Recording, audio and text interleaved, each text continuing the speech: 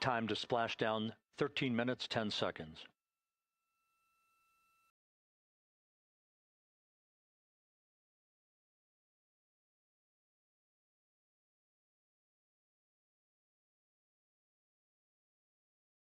And as predicted, we've entered our communications blackout.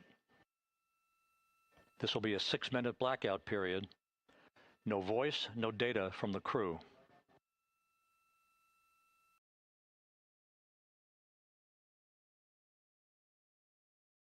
We're 30 seconds away from the anticipated point of peak heating on the vehicle, where temperatures will rise to about 4,000 to 5,000 degrees Fahrenheit. This is the true test of our trajectory.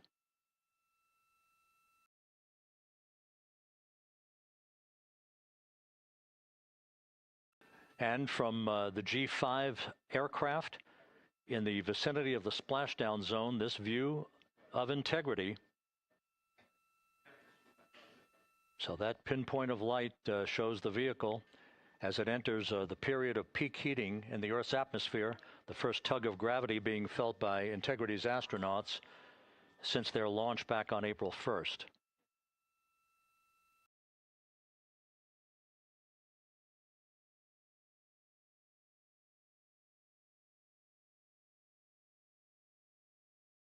Four and a half minutes until the end of the blackout period. Time to splashdown, 11 minutes, 33 seconds.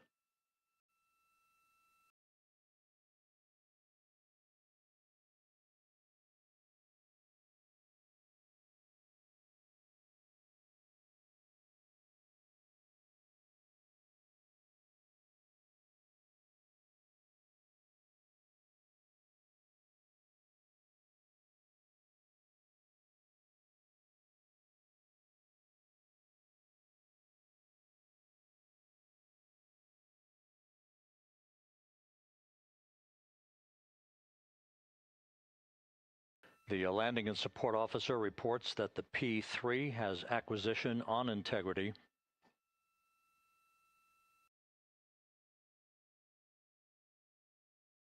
Three and a half minutes left in this blackout period.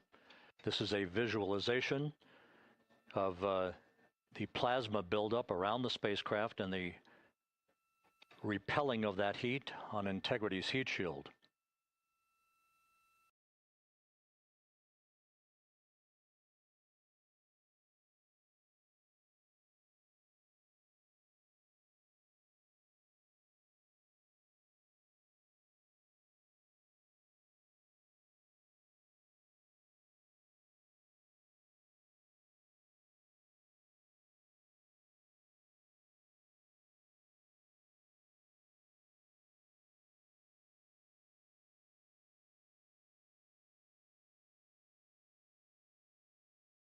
Flight Dynamics reports that airborne assets in the vicinity of the splashdown zone do have a visual on Integrity.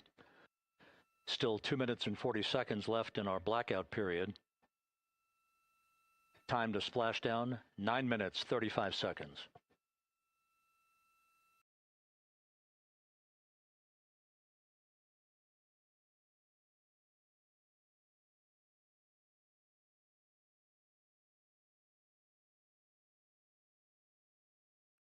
Multiple airborne assets as part of the recovery team all have visuals on Integrity.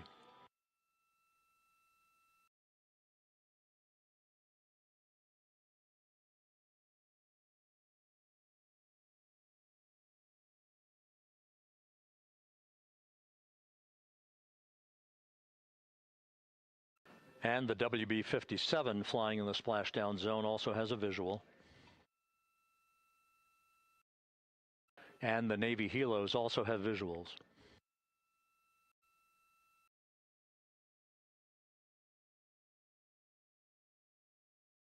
We're still in the blackout period. Still do not have communications from the crew.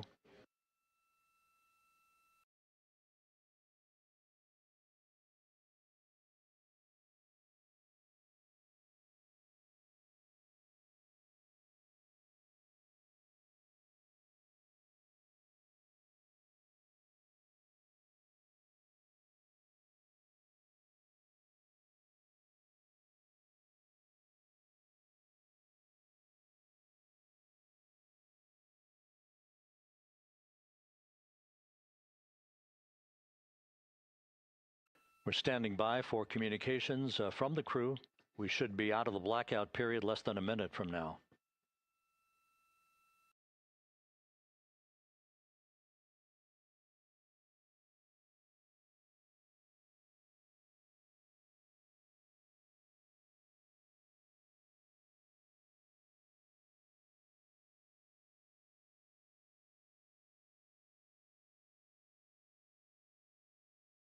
We are now processing data from integrity.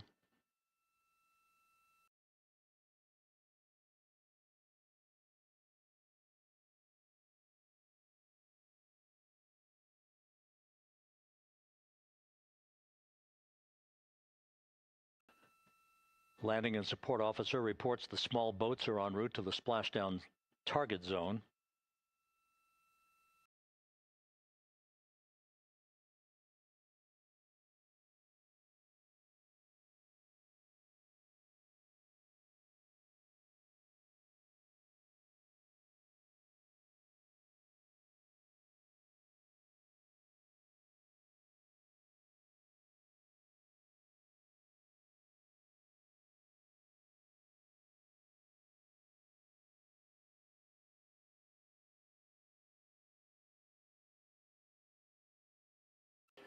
Passing through 150,000 feet, our trajectory is perfect. We're getting intermittent views of integrity. Still waiting to establish voice communication.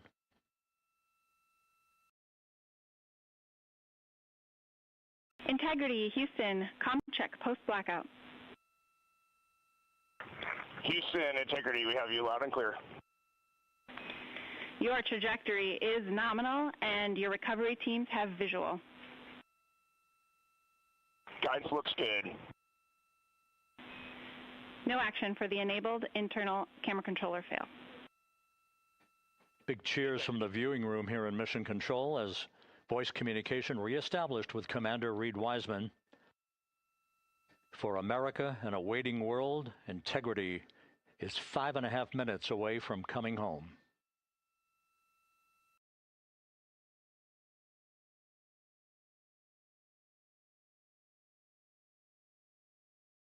Passing 100,000 feet now. Range to splashdown 19 nautical miles.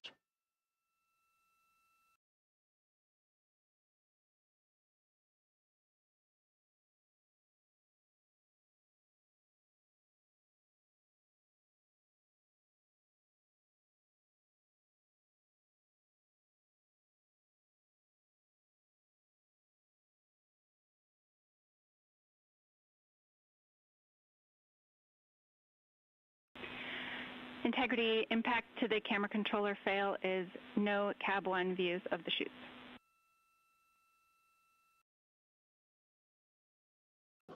Integrity. We're processing good data through the GPS system.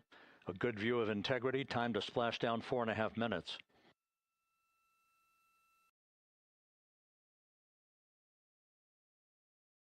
And a view of Integrity from the WB-57. We're at 50,000 feet.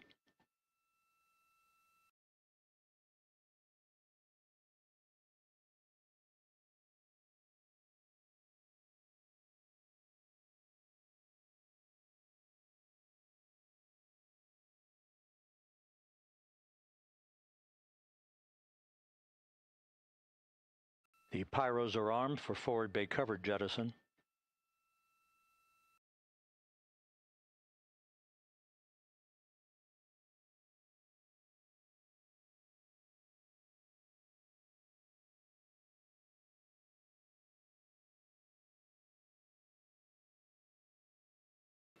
And there go the first series of parachutes.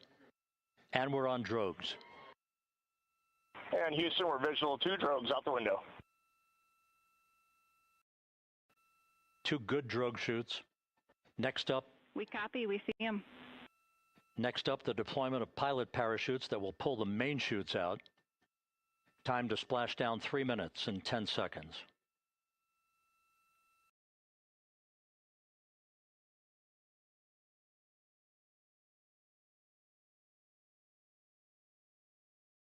Perfect descent rate according to flight dynamics. Good rates on 2 drogues. We see the same on board.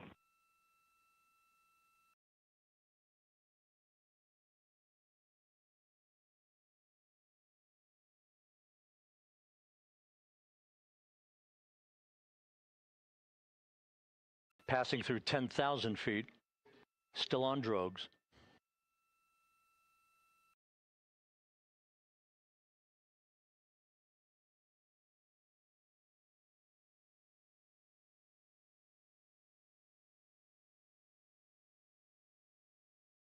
Main chute deploy. We're at 5,000 feet.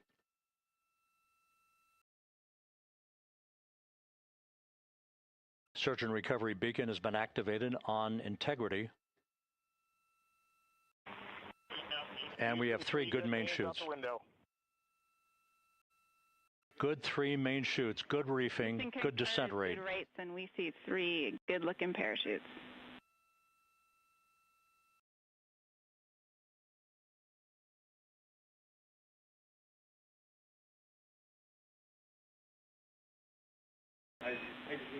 Integrity. Cabin pressure indicates no need for hydrazine checks. Integrity copies. This is a perfect descent for integrity. Its crew sounding hale and hearty on board. Time to splash down 1 minute, 15 seconds.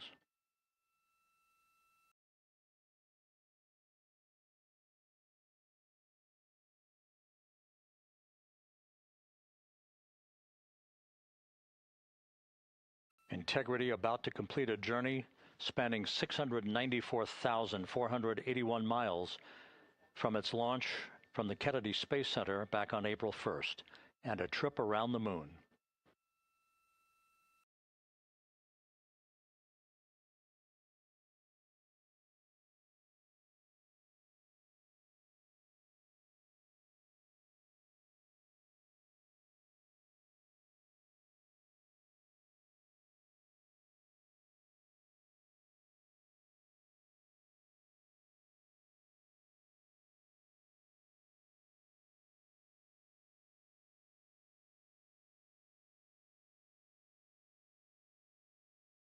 Passing through 1,000 feet.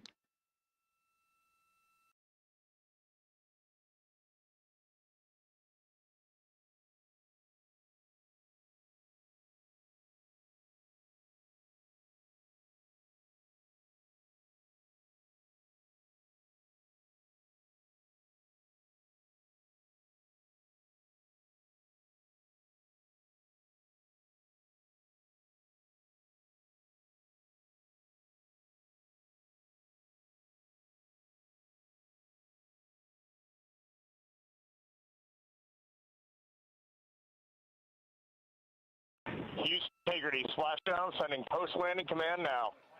Splashdown confirmed. Copy splashdown, waiting on VLDR. Splashdown confirmed at 7:07 p.m. Central Time, 5:07 p.m. Pacific Time. From the pages of Jules Verne to a modern-day mission to the moon, a new chapter of the exploration of our celestial neighbor is complete. Integrity's astronauts back on Earth.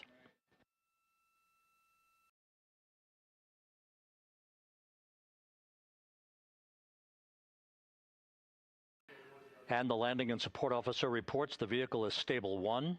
We still will be deploying the crew module uprighting system to maintain that orientation. A perfect bullseye splashdown for Integrity and its 4 astronauts.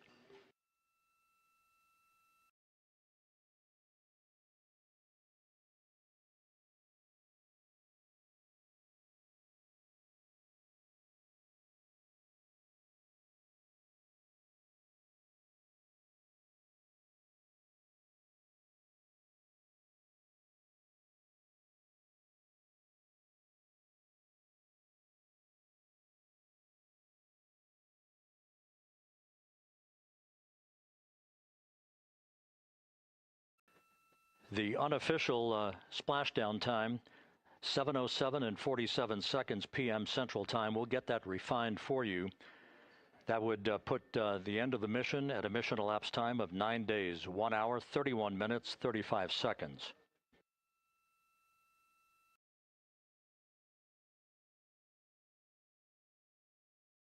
And we're configuring for very low data rate.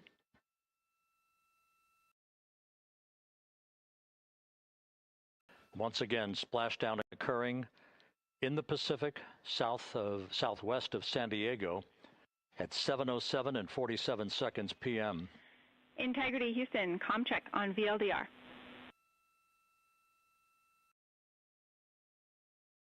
Houston, we have you loud and clear on VLDR. How else? We have you the same. We'll meet you over in post-landing. Perfect communications established. What a journey. We are stable 1, 4 green crew members. Houston copies all. Reed Wiseman reporting 4 green crew members. That is not their complexion. That is the fact that they're in great condition. That's what that means. So stable 1, upright. The crew module uprighting system is being deployed. The 5 airbags being inflated through helium to maintain the upright configuration for the vehicle. This was a textbook entry and a textbook touchdown for Integrity. Reed Wiseman, Victor Glover, Christina Cook, and Jeremy Hansen back on Earth after a journey around the moon.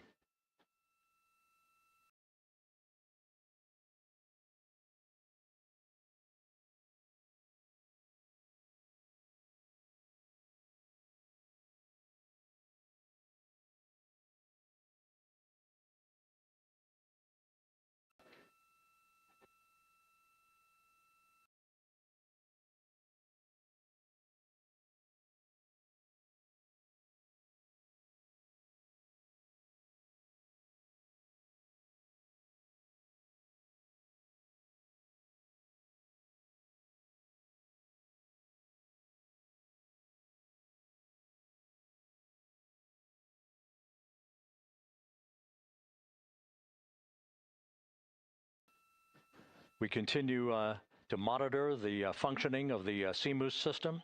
The airbags are being inflated to maintain a stable 1 or upright configuration. And there's a good view from one of the naval helicopters hovering overhead. Reed Wiseman reporting 4 green crew members, meaning they're all in excellent shape.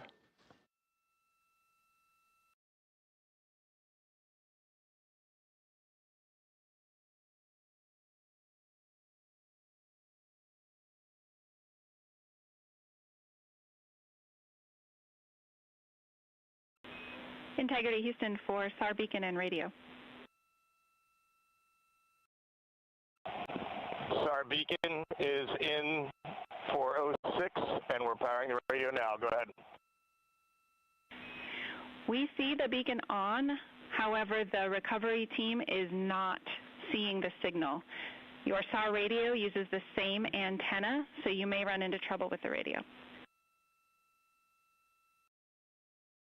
Okay, copy. We are also powering up the sat phone now.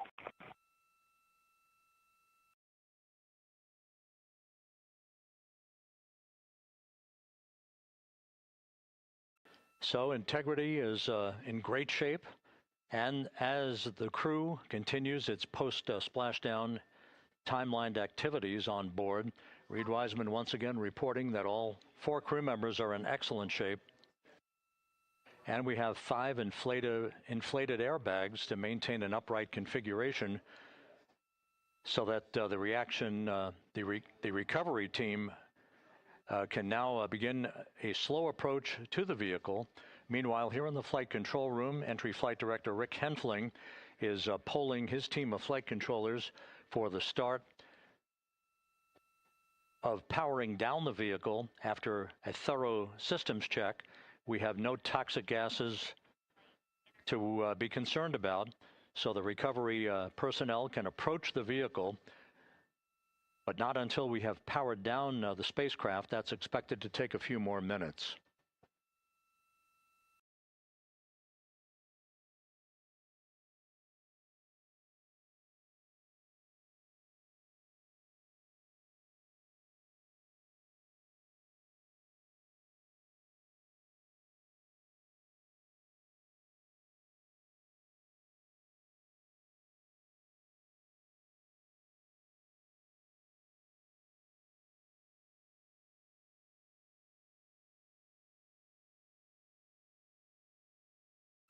Integrity back on Earth following its historic flyby of the moon. It was, for all intents and purposes, a textbook mission. On 28 but I'll remain on this frequency. We copy.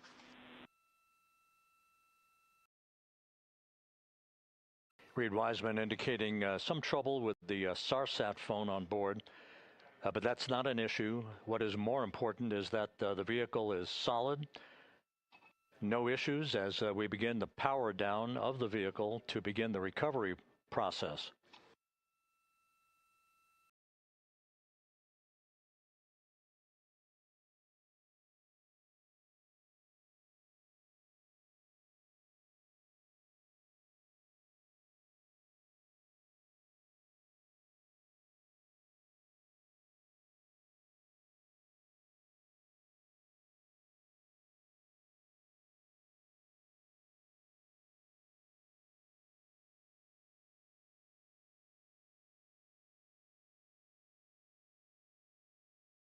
The propulsion officer here in Mission Control reports that we have safed the prop system on Integrity.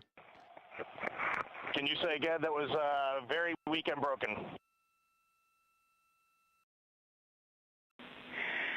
Integrity, Houston did not call.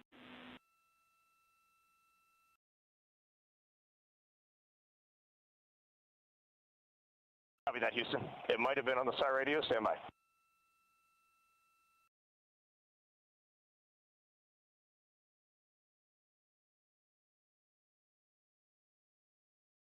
All of the milestones were executed in perfect fashion. Integrity entering the Earth's atmosphere right on time, reaching its peak speed shortly after a blackout period began. We emerged from the blackout period, but the recovery imagery airborne assets were able to pick up Integrity's descent almost immediately through entry interface, tracking the vehicle all the way down. And finally, you saw the sequence of chute deployments. First, the forward bay cover being pulled off the top of the vehicle by a series of 3 parachutes. Then the drogue chutes were deployed, followed by the 3 main chutes that slowed the splashdown velocity of Integrity to just 19 miles an hour.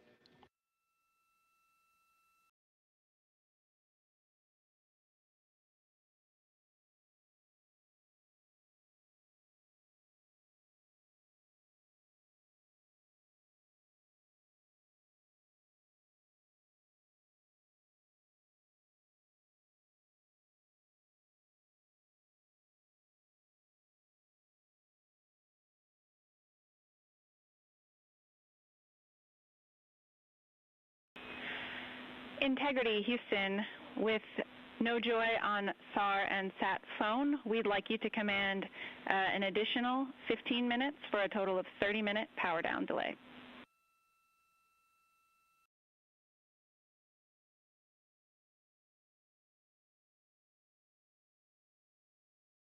All right, Jackie, we have selected T/D+30. No joy on SAR radio or sat phone. And stand by, we have the master diver on SAR radio. Please hold comms. Hey, Lily. Excuse me. Hey, Jackie, we just got the master diver on SAR.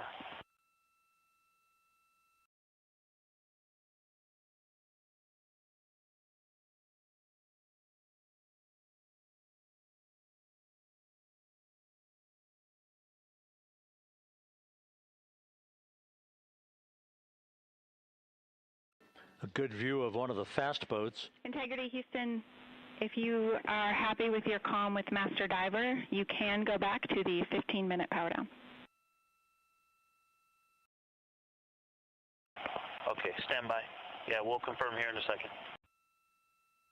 The crew on board Integrity coordinating with the flight control team in Houston here in Mission Control on the timing of the power down of the vehicle, which will be the precursor to the recovery teams approaching the spacecraft. There are no issues with integrity. We've had a bit of broken capability in establishing a SARSAT or satellite phone communications capability between the crew on board Integrity and the recovery team. That will get sorted out here shortly. There's plenty of cooling on board Integrity, so there's no rush to begin the power down. To call you on the sat phone and not getting an answer there either. Concur. We haven't had anything come through.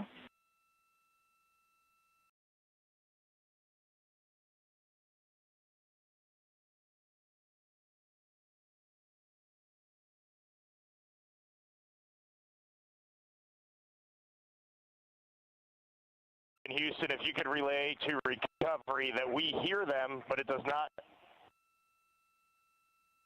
appear as though they are hearing us.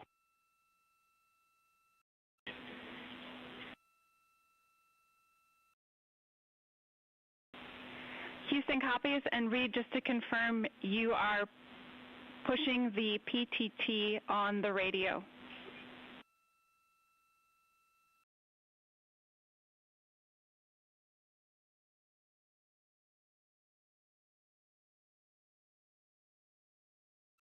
So as we continue to sort out the communications between Integrity and the recovery teams, we are standing by for the initiation of the power down procedures that, as you see, the recovery teams are moving towards the side of the capsule.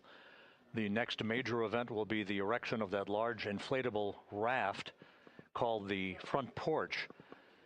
That will be the port of call for the crew as they're being extracted one by one from the vehicle.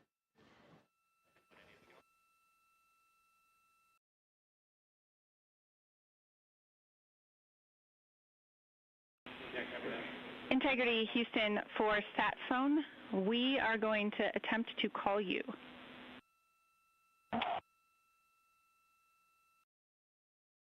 Good idea, standing by. And Jackie, yes, we are pushing the push to talk, the two buttons on the left side of the radio below the up-down arrows. We are utilizing them. I'm rebooting the radio to see if we get good comms.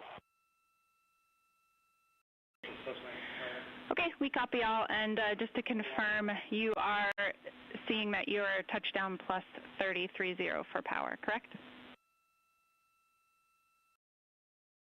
That's affirmative.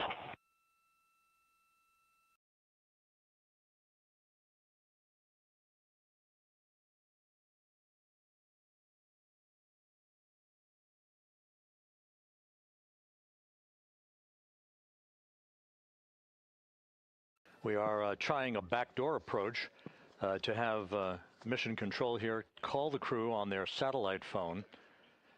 This is all part of the coordination for the power down of the vehicle that will initiate the actual recovery operation. The first boats with the Navy divers on board are standing by, waiting to close in on Integrity to begin the process of erecting the large inflatable raft. That's called the front porch. That will be where the astronauts are extracted from so that they can have a few minutes to get their land legs back before they're hoisted aboard the Navy helicopters for the flight back to the deck of the USS John P. Murtha.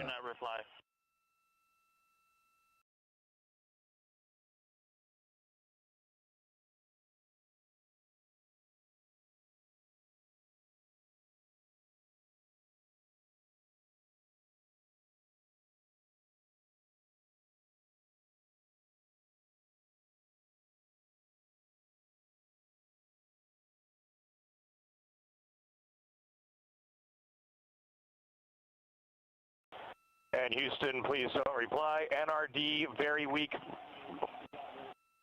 but readable. Master diver, we can hear, but they cannot hear us.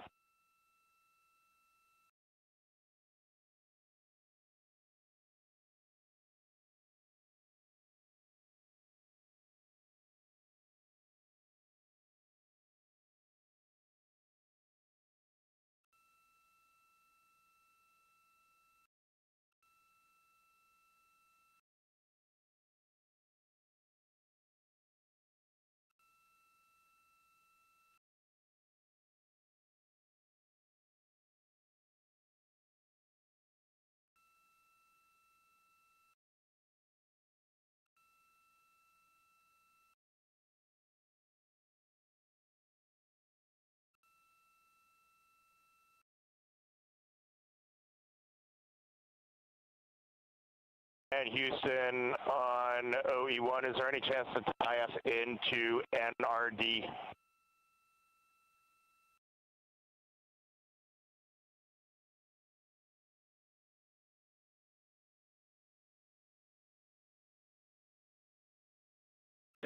Checking.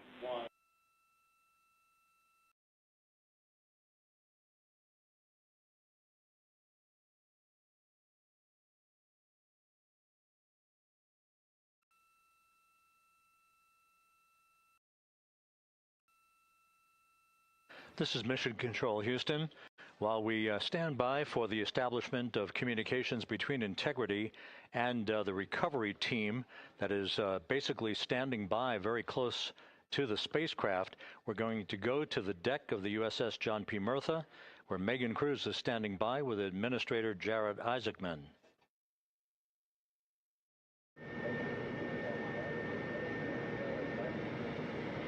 Hey, Rob, yeah, just such an honor to be able to be here on the ship, to be able to share and experience this moment with everyone together. And of course, as you just said, yes, here with NASA Administrator Jared Isaacman. Administrator, how did you feel getting to witness this and seeing NASA at its best? Oh, I mean, I'm honestly, I'm still at a loss for words. I mean, you know, like the childhood Jared right now can't believe what I just saw. I mean, almost been waiting my whole lifetime to see this, and then it's NASA Administrator. I just couldn't be more proud of the entire workforce, the years, the effort, the late nights, all the hard work from across the country that contributed to this incredible moment right now. And yeah, incredibly grateful too for our teams here on the John P. Murtha right now. Yeah, look at them behind us here. Got everybody. Hey, what do you guys think? We just brought some astronauts back from the moon, huh? Unbelievable. Thank you. Yeah, so grateful to the Navy, the sailors that are here, the NASA teams. I mean, this is a joint effort that's on their way right now. These recovery forces are getting out to our Orion spacecraft, to Integrity, get our astronauts back on the ship safely. Yeah, and this is not just an accomplishment for NASA. This is an accomplishment for humanity. Again, a historic mission to the moon and back. How does this make you feel, and what do you hope people take away from this? Well, I'll tell you, you know, I think about the crew members that we've all had an opportunity to observe over the last 10 days, right? I mean, they're absolutely professional astronauts. I mean, wonderful communicators, almost poets. But then I think these were the ambassadors from humanity to the stars that we sent out there right now. And I can't imagine a better crew than the Artemis II crew that just completed a perfect mission right now. So yes, it's a huge moment for everybody, right? I mean, we are back in the business of sending astronauts to the moon, bringing them back safely, and to set up for a series more. I mean, this is not a once in a lifetime, which you hear sometimes around here. It's like, this was a once in a lifetime. No, it's not. This is just the beginning. We are going to get back into doing this with frequency, sending missions to the moon until we land on it in 2028 and start building our base. Yeah, are we going to build on the momentum for Artemis III? I mean, it's just around the corner. Absolutely. So, I mean, that's, you know, part of me too. Like, I can't wait to get the crew off of Integrity right now, but also getting Integrity back on this ship so we can start taking a look at it, because all that data is so precious to us right now. I mean, we are going to definitely want to take a good look at the thermal protection system. We're going to want to download all the data they couldn't transmit back to us and use that to inform Artemis 3. But we're already making progress, right? You had SRB segments already showing up at KSC. Core stage for Artemis 3 is rolling out on April 20th. We're getting Mobile Launcher 1 back in vehicle assembly building. So yes, there is a lot to celebrate right now on a mission well accomplished for Artemis 2, and at the same time, we got to start getting ready for 3. Amazing. And last question, you know, for people who joined us for all 10 days to see what we can accomplish together with our international partners, what do you think about the fact that we're going to keep doing this more and more and more? It's incredibly exciting. I mean, yes, it's the contributions, like the best and brightest across the NASA workforce from across the country, our industry partners, our international partners. We had a Canadian Space Agency astronaut on board in Jeremy. We had the European Service Module. And you think in the days leading up to this launch, I mean, 48 hours prior to launching Artemis 2, I was meeting with the Italian Space Agency. We signed a memorandum of understanding to build a habitation module on the moon. I mean, you have countries, all of our allies, allies and partners coming together saying, we are committed to this effort. We are returning to the moon. We're doing it to stay. We are building that enduring presence. We are going to master the skills on the surface of the moon so someday we can undertake missions to Mars. It's just an incredibly exciting time, and we're not going at it alone. We're bringing everybody along with us. Absolutely. And speaking of everyone, one more time, we're going to ask the crew here, you guys ready to land on the moon? Awesome. I love that. Okay, well, thank you so much, Administrator. Appreciate you being here. We're, of course, going to stay on to watch the crew get extracted from Orion, so stay tuned, and we'll see you back here shortly.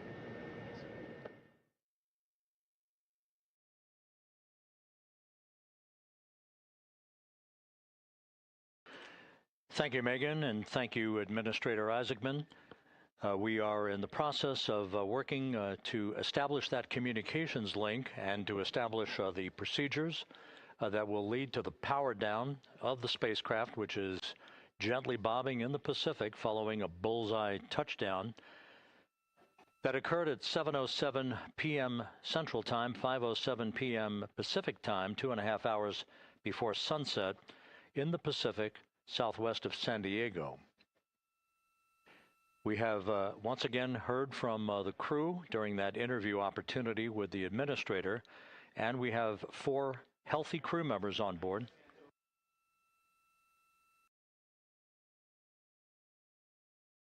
We now have confirmation that the vehicle has been powered down as per the procedures. So we have vehicle powered down, and the flight control team here in Houston, Flight Director Rick Henfling, has handed over mission authority to the Exploration Ground Systems team out in the Pacific. Now, we will physically not get off console with this team until the crew has been extracted into the front porch, that inflatable raft that will be erected along the side hatch of Integrity. So we're standing by for that in the next step in the recovery procedures. But everything is in great shape, and we have 4 healthy crew members on board the vehicle.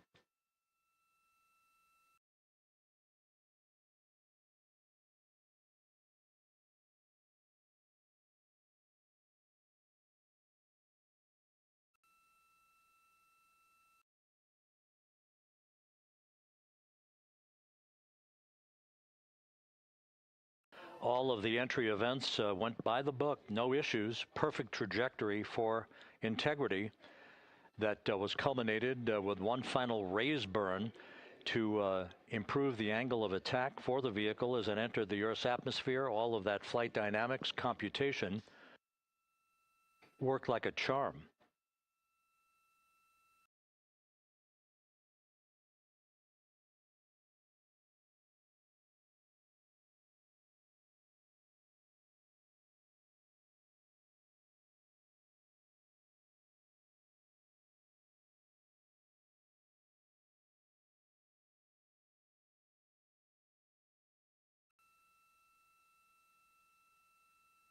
So we are standing by for the recovery team to approach Integrity and begin the process of erecting that inflatable raft called the front porch, which will see the crew members be extracted from the hatch of Orion into that inflatable raft before they're hoisted aboard 2 Navy helicopters in a variety of different configurations. Each crew member will be hoisted in sequential fashion, in alternating fashion, 2 crew members for each helicopter before they turn around to head back to the John P. Murtha. Once on the deck of the ship, they'll be brought into medical bay for comprehensive medical exams. But Reed Wiseman has reported several times that the crew is in excellent shape.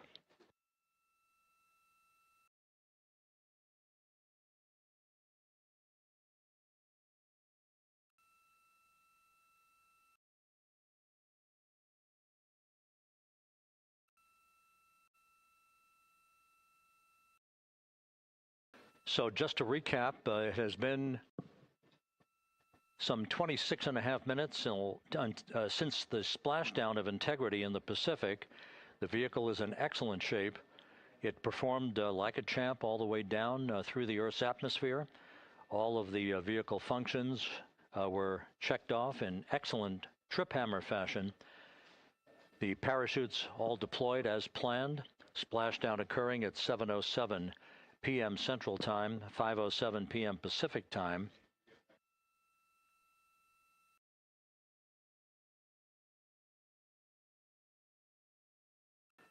And after a bit of a tussle to try to establish a communications link with the recovery team, we were finally able to run through the procedures for the powering down of the vehicle. We've handed over mission authority to the Exploration Ground Systems folks out in the Pacific, and the recovery team will be approaching the vehicle shortly to erect the inflatable raft called the front porch before opening the hatch to Integrity to bring the crew members onto that raft before they're hoisted onto two Navy helicopters, two crew members for each helicopter, before they're flown back to the deck of the USS John P. Murtha.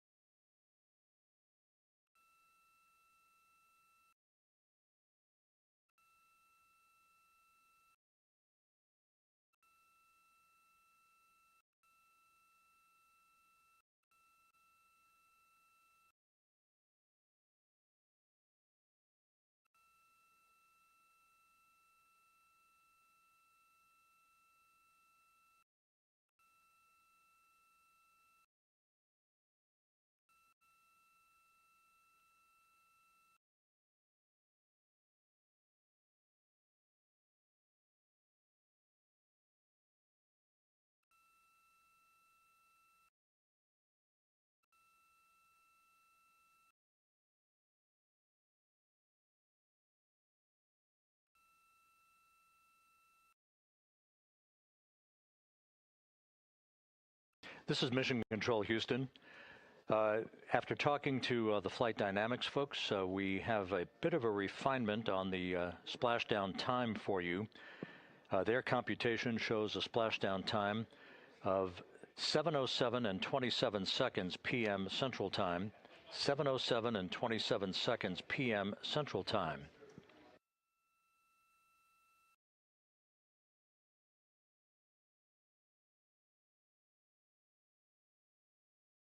That would equate to a mission elapsed time of 9 days, 1 hour, 32 minutes, and 15 seconds.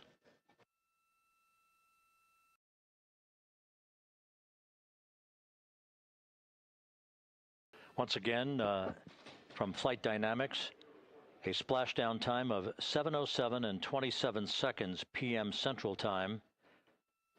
That would equate to a mission elapsed time of 9 days, 1 hour, 32 minutes, and 15 seconds.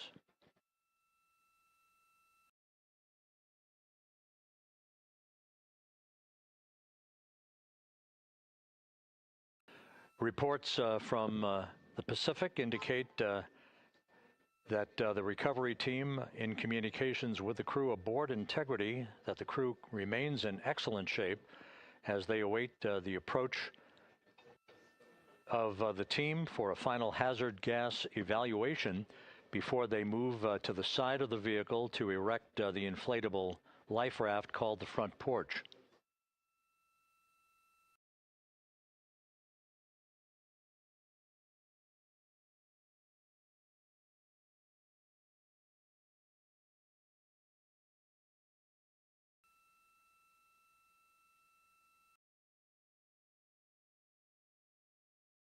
Again, no issues with Integrity. The vehicle is powered down. All of its systems are now safed. We have handed over mission authority to the Exploration Ground Systems folks in the Pacific, but we will not stand down and have the entry flight control team depart its positions until that inflatable raft, the front porch, is erected, the hatch open, and the crew having exited the vehicle. So that's the next step in the recovery process that will lead to the hoisting of the crew members. For 2 crew members for each helicopter, they'll be hoisted to a pair of Navy helicopters that will then fly a short distance back to the USS John P. Murtha. What you're looking at is one of the fast boats circling the vehicle to make a hazard assessment.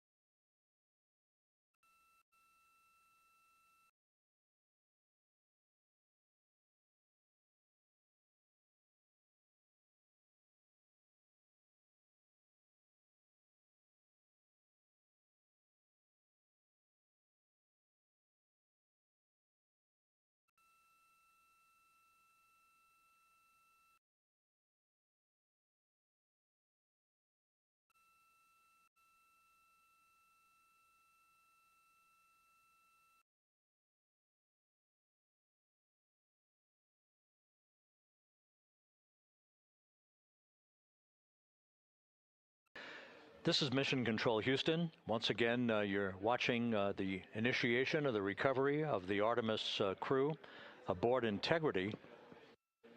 All of the Navy divers and the fast boats are now approaching the spacecraft after conducting a hazard assessment.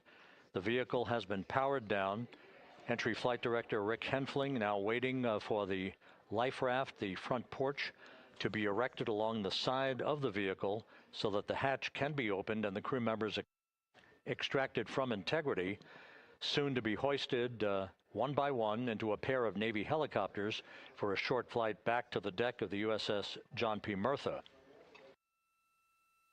If you missed it earlier, we talked to Flight Dynamics and received a more official touchdown time or splashdown time, as it were, of 7:07 and 27 seconds p.m. Central Time, 5:07 and 27 seconds p.m. Pacific Time. That would equate to a mission elapsed time of 9 days, 1 hour, 32 minutes, and 15 seconds.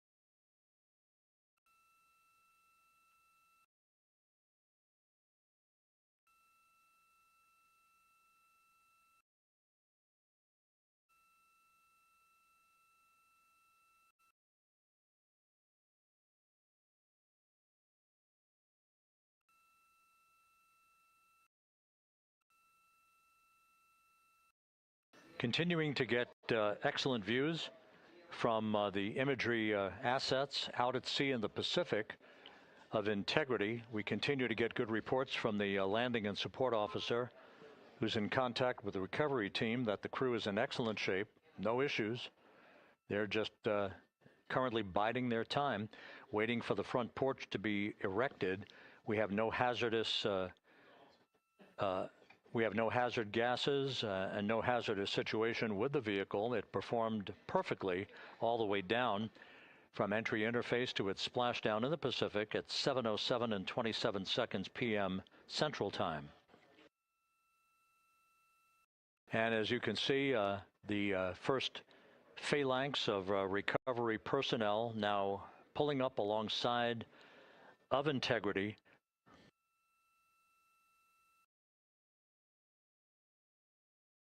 This includes Navy divers and Navy flight surgeon and other recovery personnel who have trained for several years for this recovery process.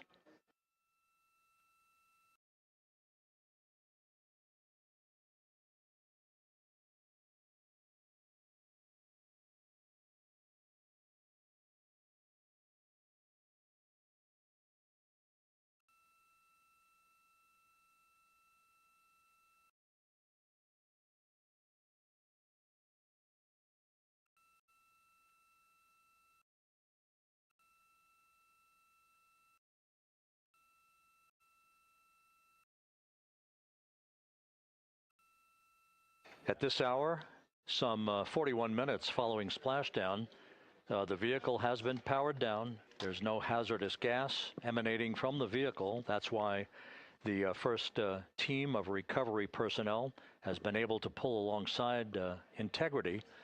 And the reports continue to come in that the 4 astronauts are in excellent shape.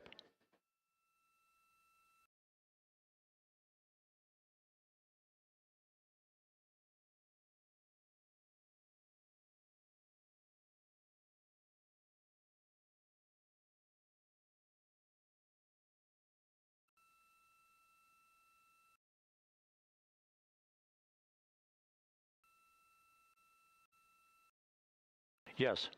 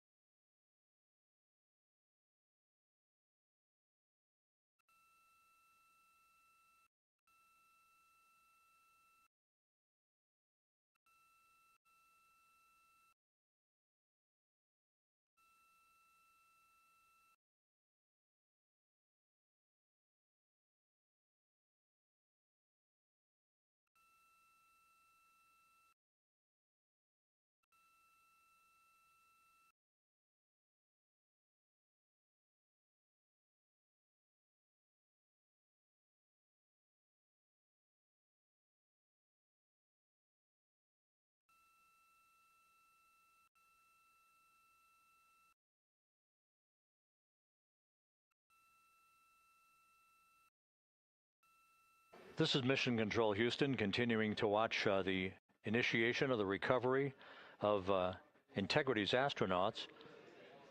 One by one, they'll be brought out of the spacecraft onto a large inflatable raft just a short time from now. In the meantime, we can go back to the USS John P. Murtha, where my colleague Megan Cruz is standing by to provide her situation report. Megan, can you hear us?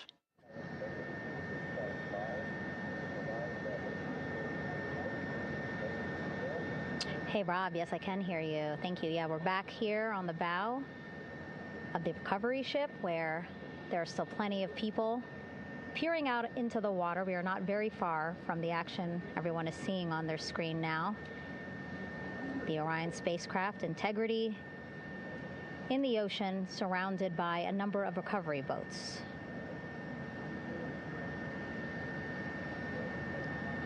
As Rob has been saying, in those recovery boats, NASA and Navy personnel specifically trained to get the astronauts out of Orion.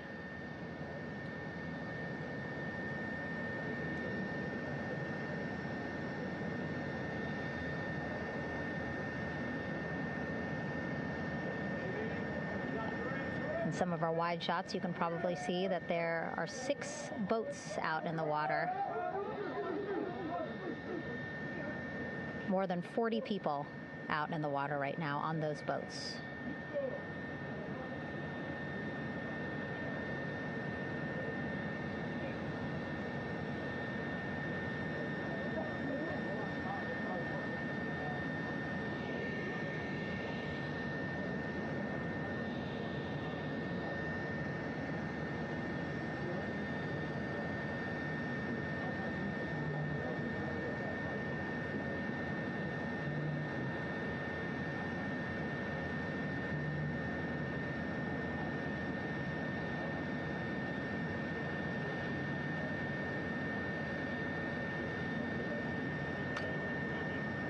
First order of business is to set up the front porch and the stabilization collar. You might also hear it referred to as a stab collar. Basically just to make sure that Orion stays upright, doesn't sway in the water too much, again, to make it easier for recovery forces to get the astronauts out.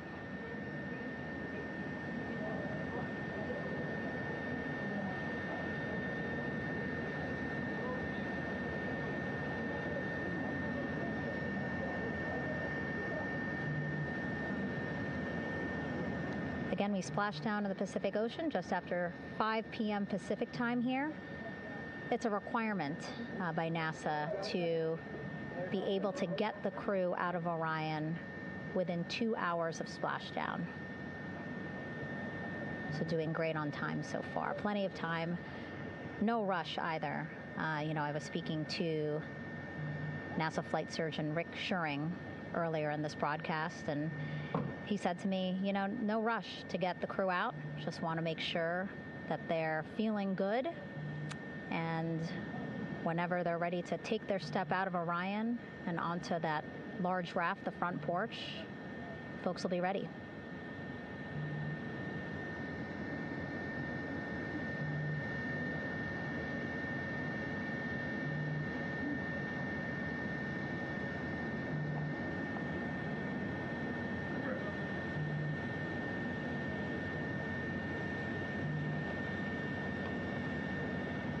And as there are mission audio loops in Mission Control in Houston, there is a mission audio loop here on the ship, and it was just reported out that the side hatch is open. Side hatch of Integrity is open. You're getting these beautiful shots from our aerial assets.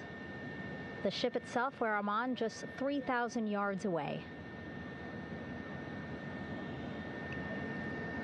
Again, plenty of people on the boat here, glued to the side closest to where they can see all this action. And again, with just 3,000 yards separating us, great views from the bow here. You can see now that side hatch is open. One of the Navy personnel is about to get inside there.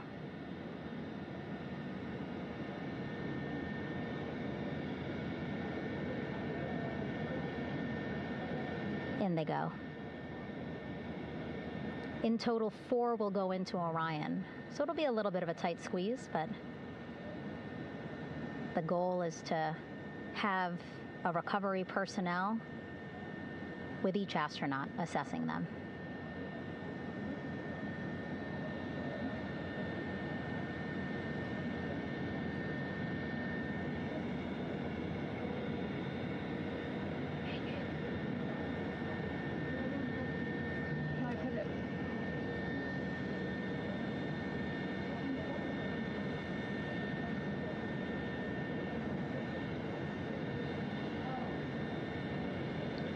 Boats getting closer now. Again, that one that's right up against Orion, those are the divers that will go in to the spacecraft to check on each of the astronauts. These other boats will begin doing a number of things, putting on that stabilization collar onto Orion, building that front porch. Eventually, they will retrieve the parachutes, as well as tow Orion back to the well deck of the recovery ship here.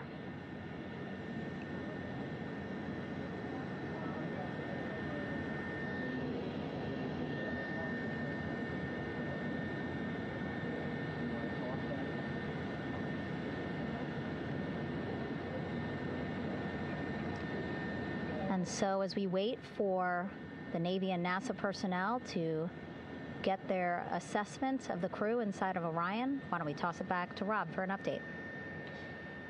Yeah, thank you, Megan. Here in Mission Control, Flight Director Rick Henfling and the entry team of flight controllers still on duty. The vehicle has been powered down for some time now.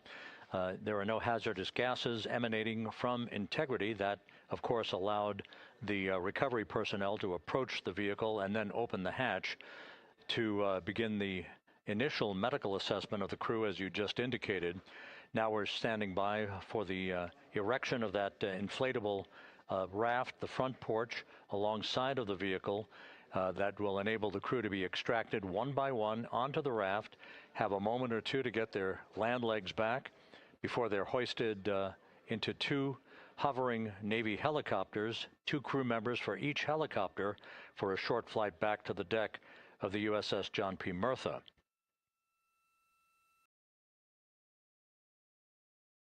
All of Integrity's systems operated flawlessly throughout the course of the approach to the Earth, the entry into the Earth's atmosphere, and all of the key milestones that followed in this high-speed return to Earth for Integrity, a mission that spanned more than 694,000 miles from the vehicle's launch from the Kennedy Space Center atop the Space Launch System back on April 1st.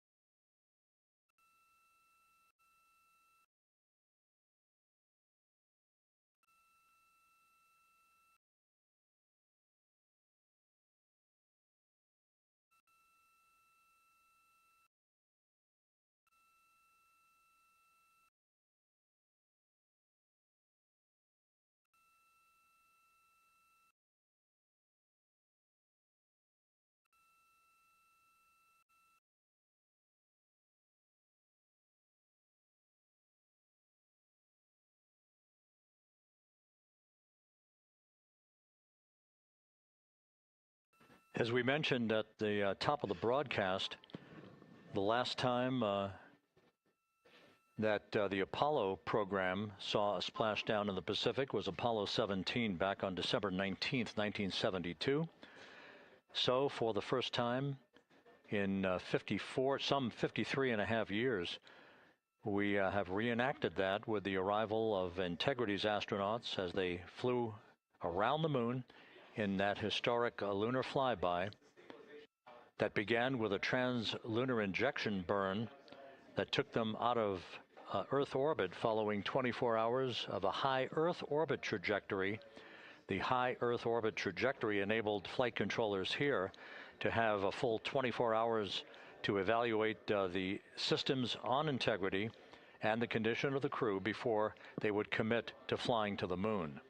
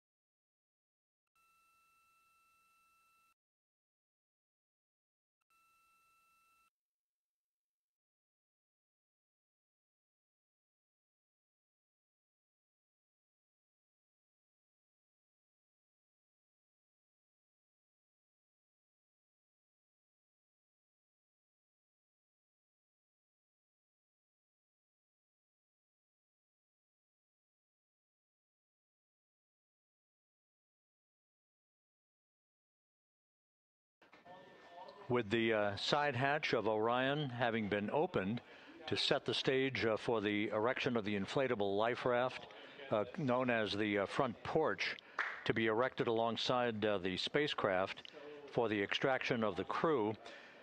Let's play for you an interview that my colleague Megan Cruz conducted on the USS John P. Murtha with Navy diver First Class David McMahon that explains how this process is unfolding.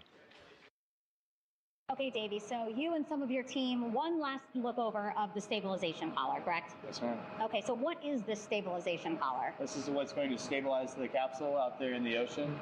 We don't know how good the weather or the waves will be that day, so this will help prevent any unnecessary occurrences from happening, stabilizing the capsule and the astronauts inside. So basically this is a float that will go around Orion. I'm assuming that what they're doing right now, these are the lines that will attach the collar onto Orion? That is correct. And so what are they doing here? So we've got the lower line that will secure the inflation device before we inflate it.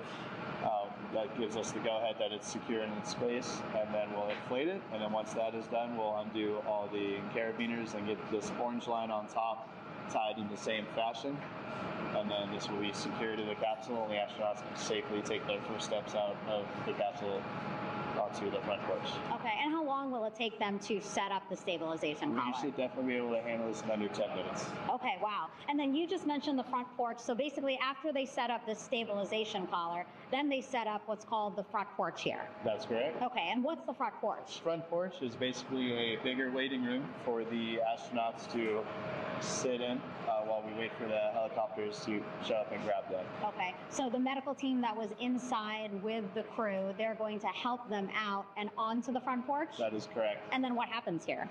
We have higher trained medical personnel also on board the front porch that will give them lookovers and just make sure they're okay while we wait for the helicopters to show up. Okay. How does it feel, I mean, your team, you, to be part of a mission that's returning astronauts from the moon in more than 50 years? We all feel extremely honored to be a part of this, as well as a bigger mission for the Navy and joining up with NASA to do great things. Mm-hmm. And do you feel like you and your team are ready? Yes, very ready. Cool. All right, thank you so much. Thank you.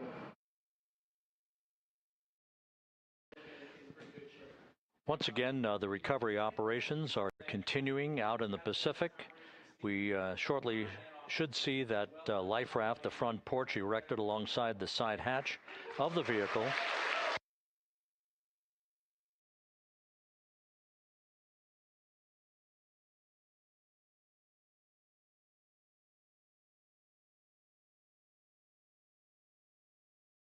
A number of flight controllers have come into the flight control room to receive congratulations from Entry Flight Director Rick Henfling. But we're going to stick with our operations out in the Pacific as we await the extraction of the 4 crew members who are reported to be in excellent condition.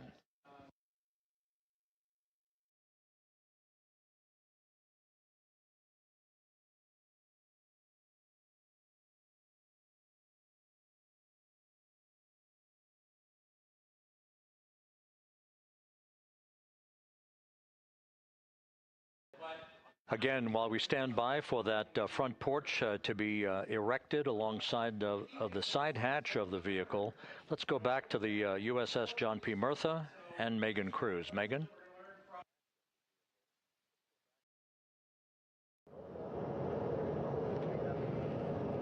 Hey, Rob. Pausing now to listen to some internal audio loops. Again, the operations team here on the ship communicating with everyone out on the water. It seems like currents are hindering them a little bit from unfurling and inflating the stabilization collar as well as the front porch. But again, the requirement to get the crew out within 2 hours of splashdown, plenty of time. So no concerns just yet. But as calm as the water looks, yeah, it looks like it's hindering the teams just a tad.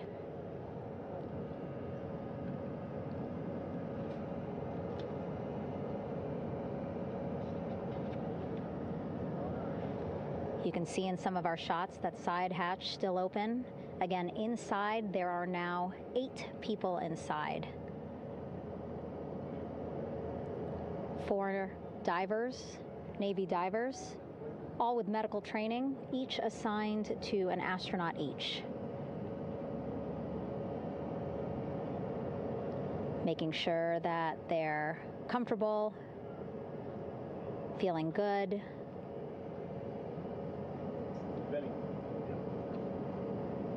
As you've heard us say in the broadcast, they expect a little bit of discomfort. Again, these astronauts just traveled back to Earth at 25,000 miles an hour, a nearly 695,000-mile journey around the moon. If you think you get car sick.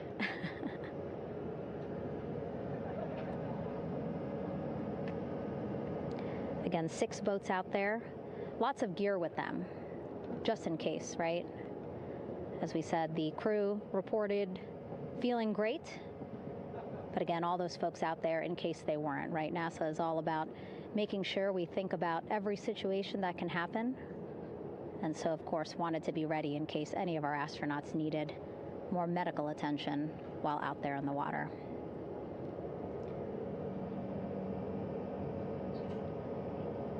You see now teams, again, trying to set up the stabilization collar and front porch for the crew to get out of Orion. They need both, right? The stabilization collar will keep Orion from swaying as you see it is doing now.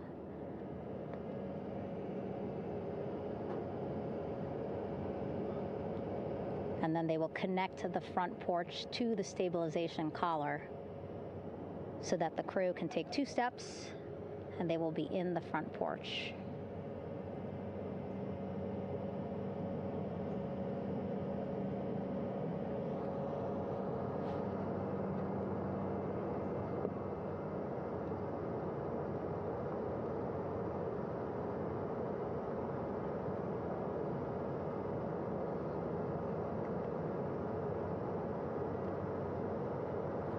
Not a lot of chatter on the mission audio loops. That's a good thing. Again, things proceeding pretty nominally,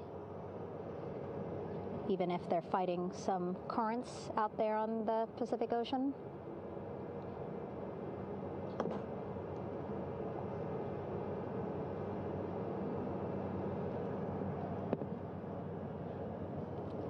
Again, the goal, setting up the stabilization collar and the front porch so that the crew can rest comfortably in the front porch, get placed into harnesses so that 2 helicopters can lift them off the front porch and onto the USS John Murtha here.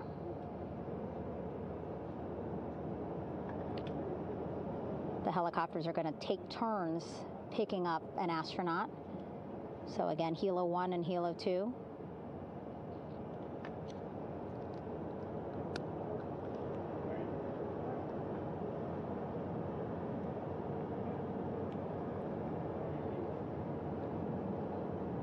Okay, and the recovery team here on the ship just got a report from the undersea medical officer who is inside the capsule with the crew.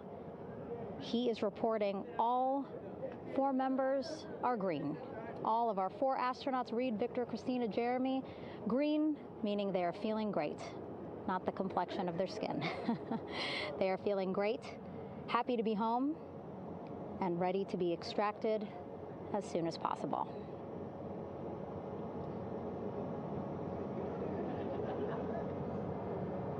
And so, as I was saying, we have 2 helicopters circling the activity you're seeing on the water right now. Each will take turns picking up an astronaut. So Helo 1 will come on in, hover above the front porch, about 40 feet above the front porch. A Navy recovery specialist will be hoisted down into the front porch. The restricted maneuvering doctrine is in effect. Will connect to the first astronaut, which we're expecting to be Christina. And then Helo 2 comes around, picks up Jeremy, while Helo 1 stays above head, and then Helo 1 will come back in for another astronaut, and then Helo 2 for the last astronaut, and then back to the flight deck here on the recovery ship.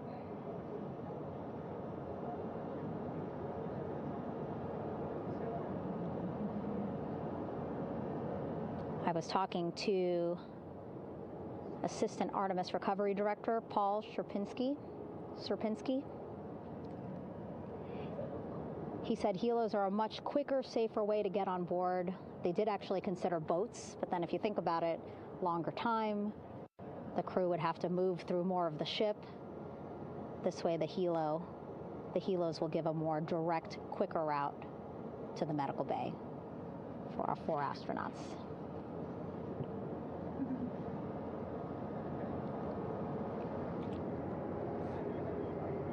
Beautiful shots from our aerial and imagery teams.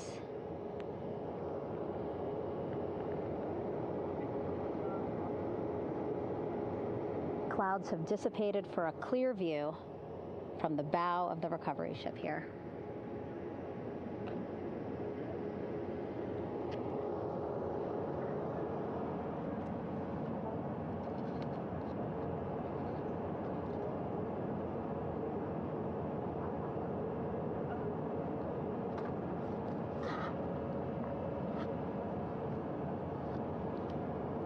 You can still see divers in the water there. Encircling Orion, that is that stabilization collar we've been telling you about. As you saw in that interview just a few minutes ago, they have to first connect it to Orion, and then once it's secured onto Orion, they can inflate it, and then they'll further secure it with other harnesses and lines.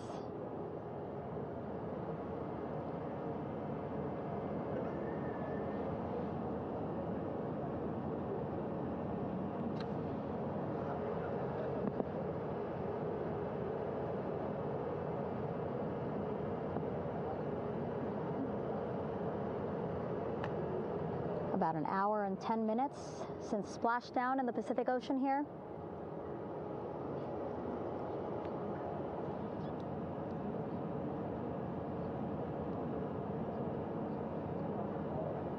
Reed, Victor, Christina, and Jeremy back home after a history-making mission to the moon and back.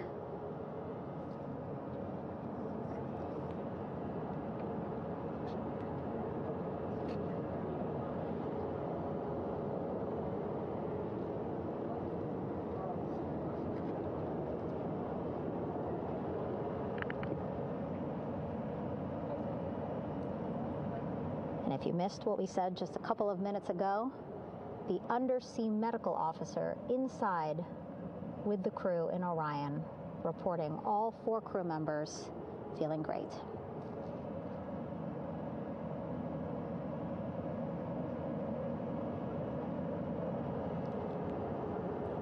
Progress being made there on the stabilization collar. It looks like they are beginning to inflate it.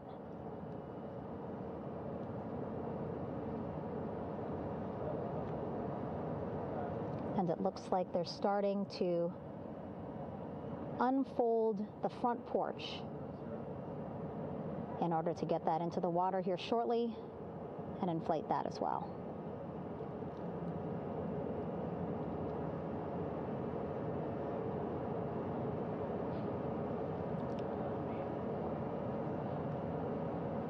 Again, more than 40 people out in the water right now. And those Navy and NASA personnel have been in the water for now about 4 hours.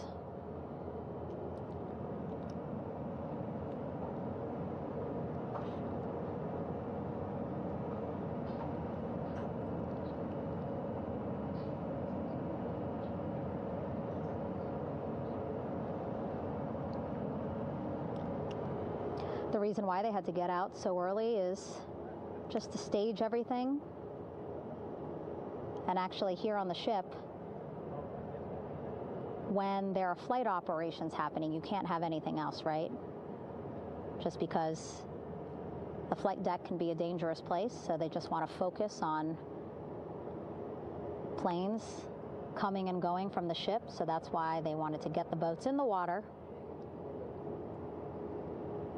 to make sure that they have all the time they needed for the flight ops. And then the same crew here out in the water, they will stay out in the water for a number of hours after we recover the crew and get them back on the ship, because then they have to recover Orion.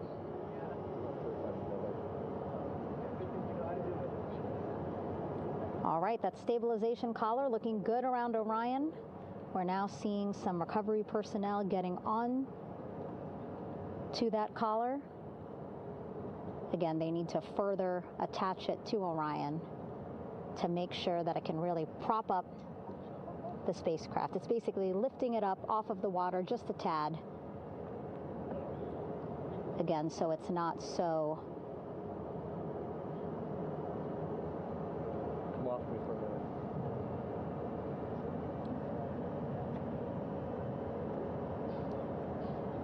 so it doesn't sway so much in the water there.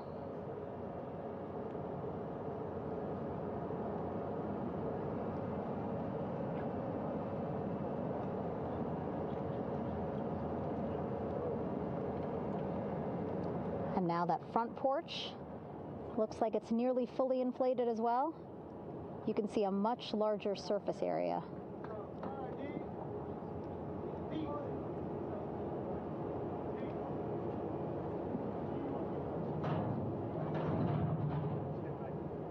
And so once the crew get out of Orion, they can stretch their legs a little bit on this front porch, get some fresh air.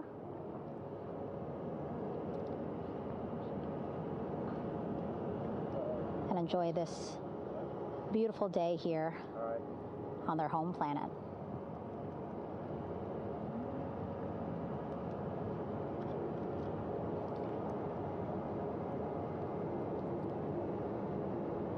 It appears teams now are about to connect the front porch to the stabilization collar.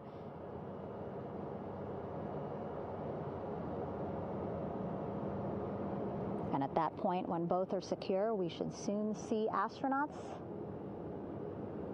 come out of Orion.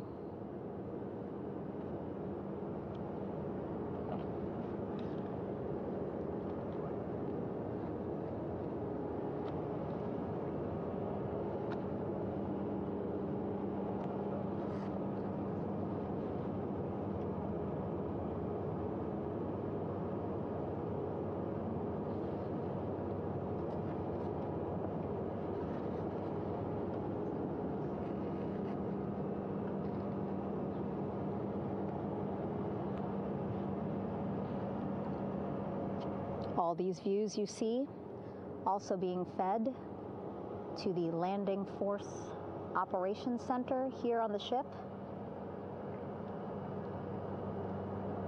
Of course, it is very important for our recovery teams leading the mission to have all the views that you're seeing as well. Again, listening to their communication loop here on the ship. Very quiet, which is a good thing. It means things are going pretty nominally, meaning as expected.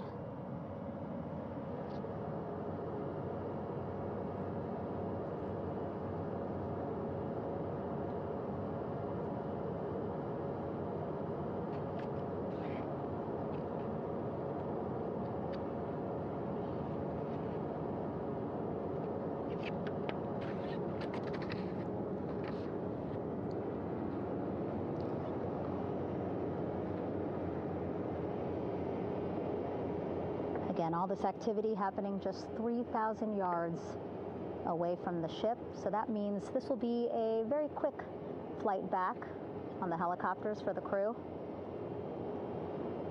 2-3 minutes, and then they'll be back here on the ship.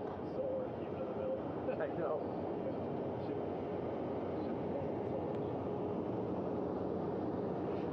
Okay, saw a thumbs up from one of the personnel on the front porch. It looks like they are now getting ready to deploy what they call the Air Rescue Vest, ARV. And so this is the harness that each crew member will get into in order to be hoisted into the helicopters. Again, those helicopters hovering just about 40 feet above the front porch when they're ready to pick up each crew member.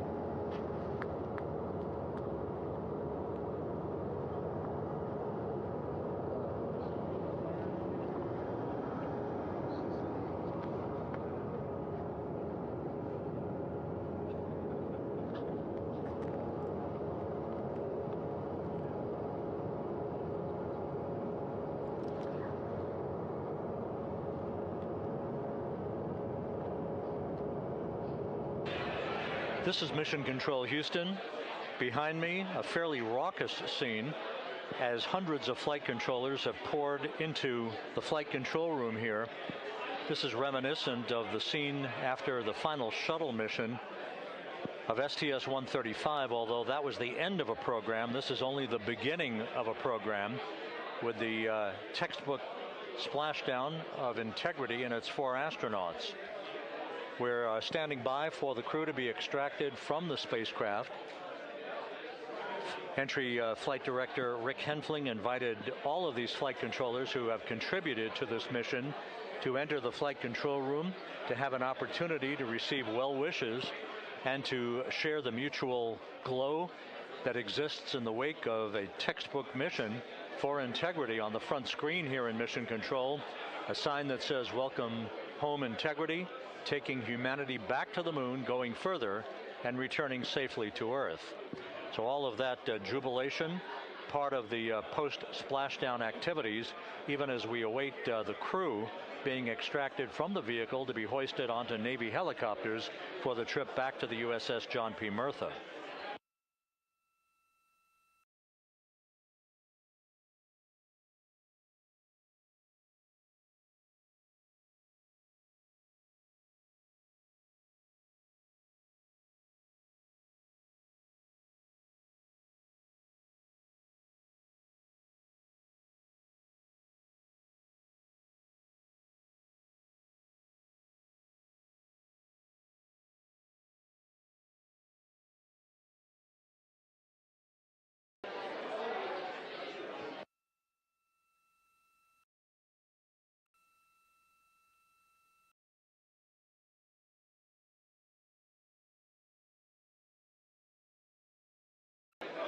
Once again here in Mission Control, this view of the Artemis Flight Control Room, known as the White Flight Control Room. This is the old shuttle flight control room, and now is the home of Artemis missions to the moon and beyond.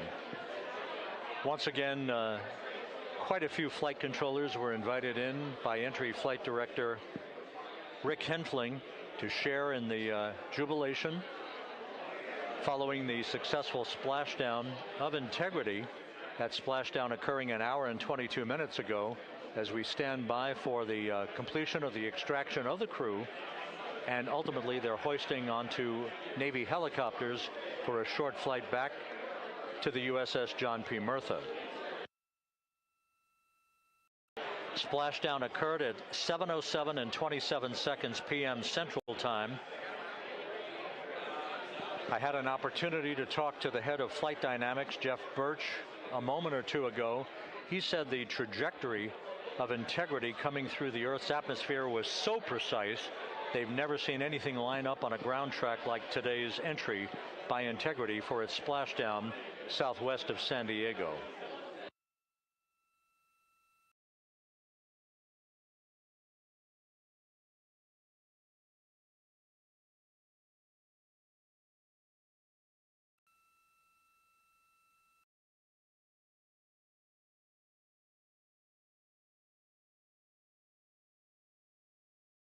And the initial, you can hear it.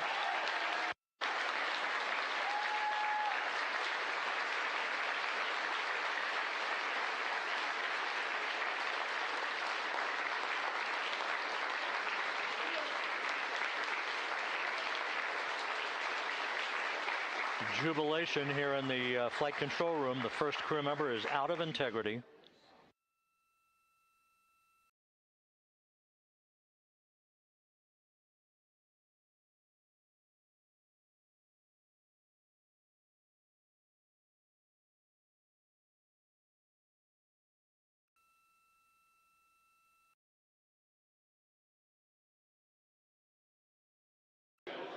We are expecting the other crew members momentarily to be extracted.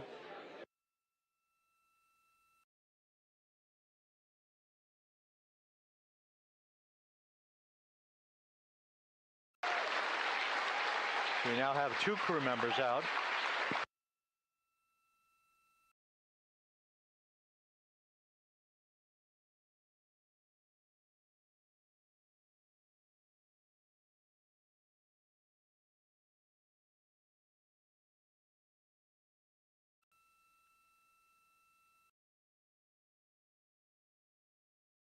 Two crew members out, 2 to go.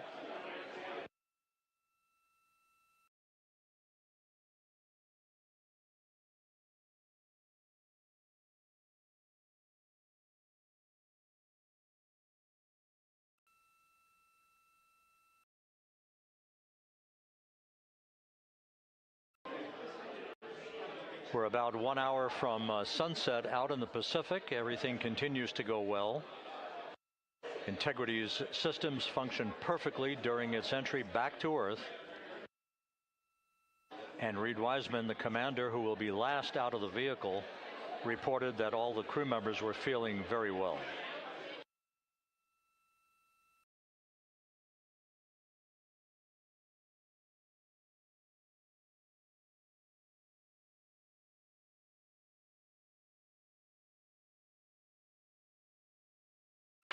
Crew member number 3 now out.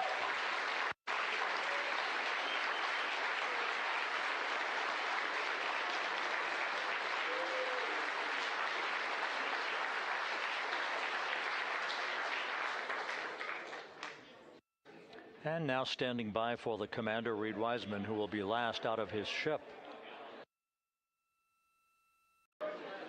Bobbing in the Pacific under almost ideal conditions, Integrity spanned 694,000 miles during its journey from launch to splashdown.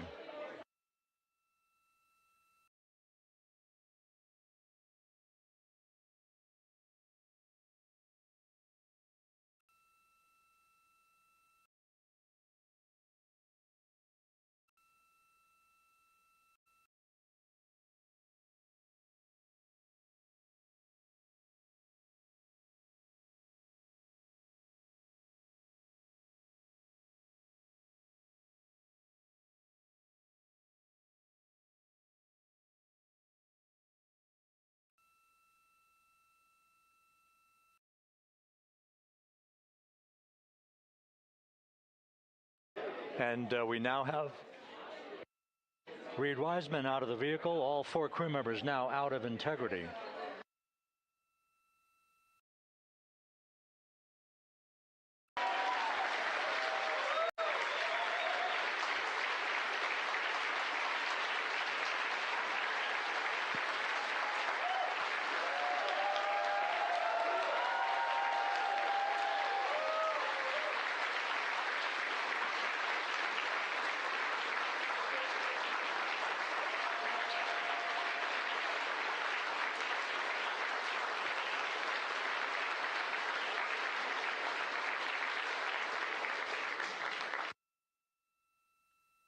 Once again, all 4 crew members now on the front porch.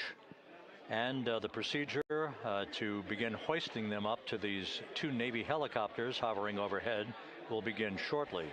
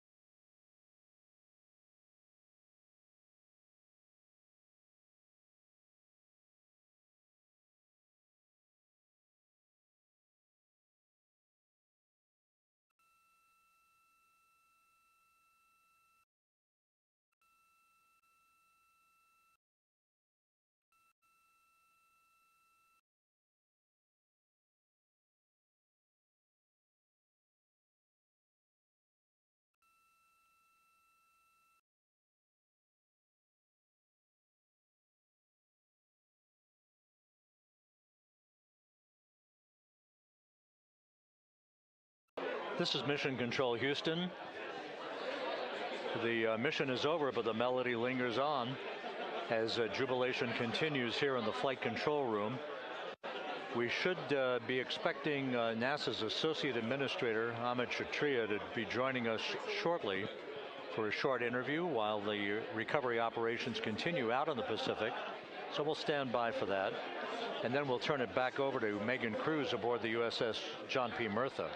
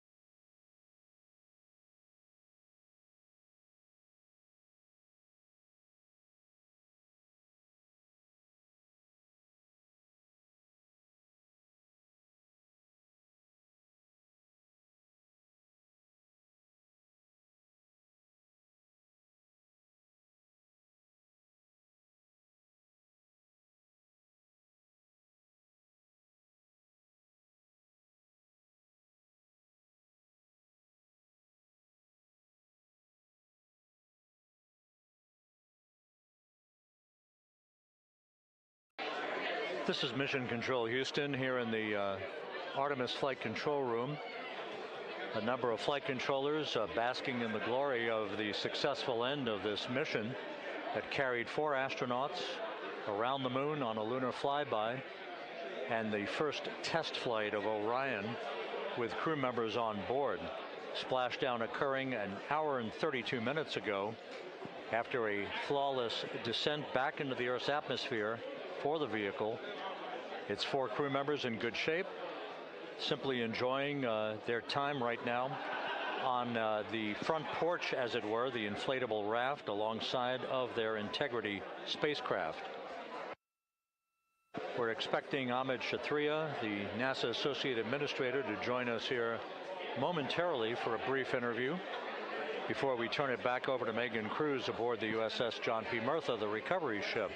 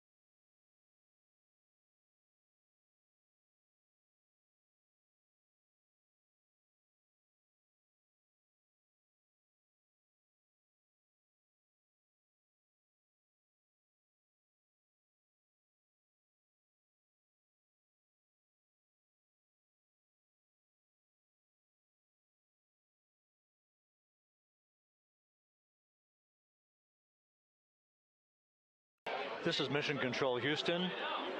We're about an hour and 34 minutes since the textbook splashdown of integrity in the Pacific to bring home our astronauts. And with us now is Amit Kshatriya, the NASA Associate Administrator. Amit, a little bit of history made tonight, a little bit of history made over the past few weeks. Your thoughts as this team here basks in the glow of what they just accomplished?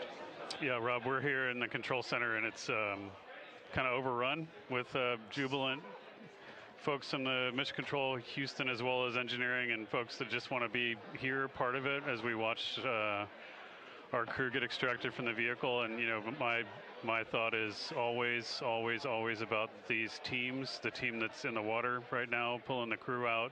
The team here in Houston that worked so hard over the last 10 days, no sleep to get this done.